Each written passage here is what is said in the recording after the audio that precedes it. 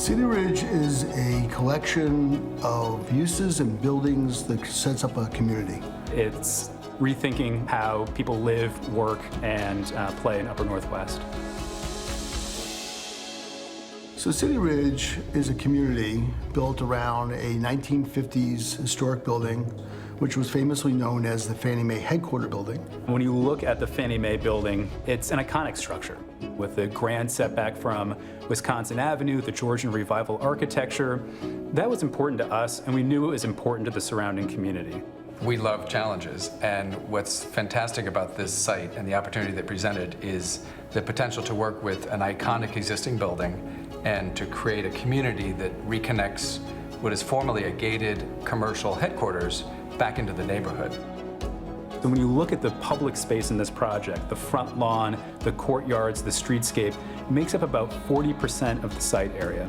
Incredibly rare for a development project inside the city. And it really is a creation of a sense of place to try to plug into the existing fabric of Upper Northwest DC. The process started in about December of 2015. So at that time, Fannie Mae was underway building their new headquarters, and they decided to put a portfolio of their buildings on the market. Richard Lake tapped me on the shoulder and said, "Rob, we're going after this thing." We put the property under contract in the spring of 2016. Fannie Mae left November 30th, 2018. December 1, 2018, we began construction. And then it's about a 4-year construction process from December of 18 to roughly December of 2022 for the vision to actually come to life. 315,000 feet of commercial, 690 residential units, total 1.8 million square foot development that's made to feel like an urban village.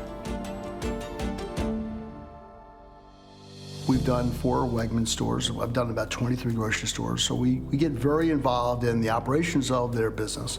Brian Corcoran in my office really was the one that came up with the idea, why don't we just slide Wegmans underneath the building?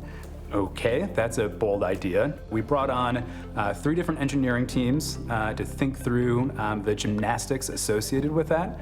And the ultimate plan involved having to lower the basement of the historic structure. Lowering the floor means you're going down into the earth and the foundations, and we actually had to lower all of those, every single footing and every structural component in the building about 8 feet. 96 columns that were holding the building up. We cribbed each of those columns, drilled micro piles about 40 to 60 feet down into bedrock to hold up each of those columns. And then from there was a 27-step process. Hold the column, drill down, and then ultimately extend that column, pour a new pile cap.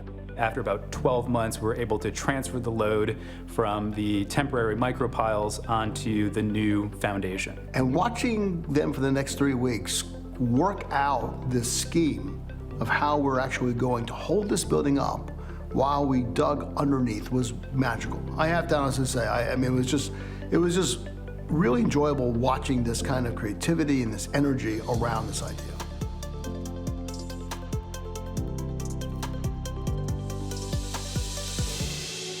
City Ridge was designed and planned with an eye towards sustainability and resiliency. Our partners, North America's Sekisui House, they challenge us to do something a little above and beyond at City Ridge. We back up to Grover Archibald Park, which is the 2nd largest national park in the city. And the concern that the Park Service and the community had was the runoff of the site. Previous occupants basically were eroding the stream beds and creating great erosion to the hillside along our property, our western edge. So by having and thinking of the environmental impact of this building and this project was critically important. So that first started with a clear expectation that all of our buildings would meet a LEED Gold certification. But then going beyond that, we actually earned a LEED Gold for neighborhood development, which talks about sustainability outside just the 4 walls of a building. This entire neighborhood is a LEED Gold neighborhood, which is the 2nd project in the entire country to be designated as such, and the 1st one in the region.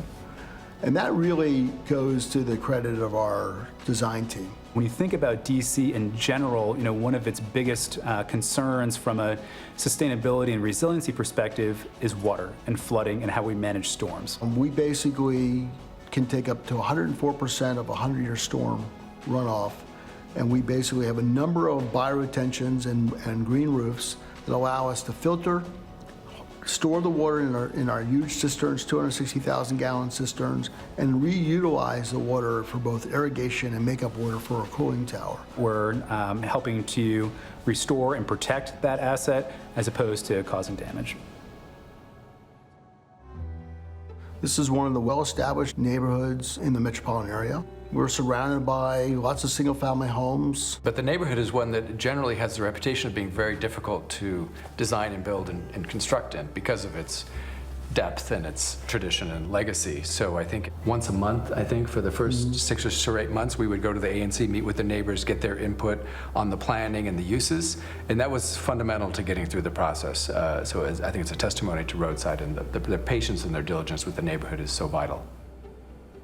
Our team is very focused on being front and center. So having Robert stand in front of a community and hearing their concerns, and then next month showing up with a plan that addresses some of their concerns, gives a great weight to the community, feeling like they're being heard. We ultimately had, I think, close to 30 public meetings before we even broke ground on the project. But what came out of that were a number of great ideas. Kindercare. This neighborhood for the longest time struggled with access for childcare. So we heard that loud and clear, and were able to bring that user to the project. When we broke ground, we had a ceremony in the front lawn, and there was a woman who'd lived in the neighborhood for 40 plus years. And she had mentioned at that event, "I've lived here my entire life, and this is the first time I stepped foot on this property." That resonated with me.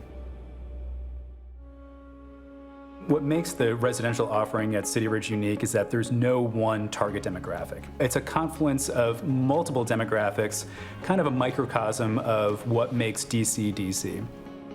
We have embassy personnel, we have World Bank, empty nesters who are selling their house, and we have young professionals, and we even have some college students. We have all these groups living together, and that's what makes for a dynamic place, right? You get to meet people from different backgrounds, people who are in different stages of their life, and that's how we thought about designing the project, both with our unit floor plans and our amenities. What we've done is broken our amenity spaces down across all 6 buildings, each space providing its own kind of moment. We have a full sports simulator lounge where you can go beyond just playing golf. There's zombie dodgeball and lacrosse and soccer and football, an outdoor pizza oven. So not just grills, but if you want to go outside and do your own wood-fired pizza, we have that for you. Our centralized pool club, we call it the Ridge Club, about a 20,000 square foot pool facility with a social pool, 25-yard lap pool. All of our homes are equipped with top-of-the-line European appliances ranging from Bosch to Thermador.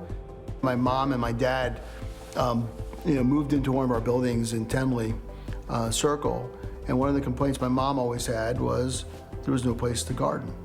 So hence Anna's house, which is named after my mom, which is the greenhouse. And it's a working greenhouse with its own weather station, with the ability for residents to come and pot plants and then transplant them into gardens and then take them home and put them on their balconies.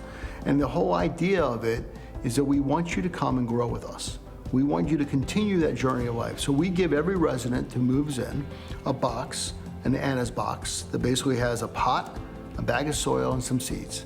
And the whole idea is we want you to start your garden with us. So all of that together creates a place that is, I think, unique in terms of the street experience and the retail and the public realm experience. That's, to me, as a collective, that's what's unique about City Ridge.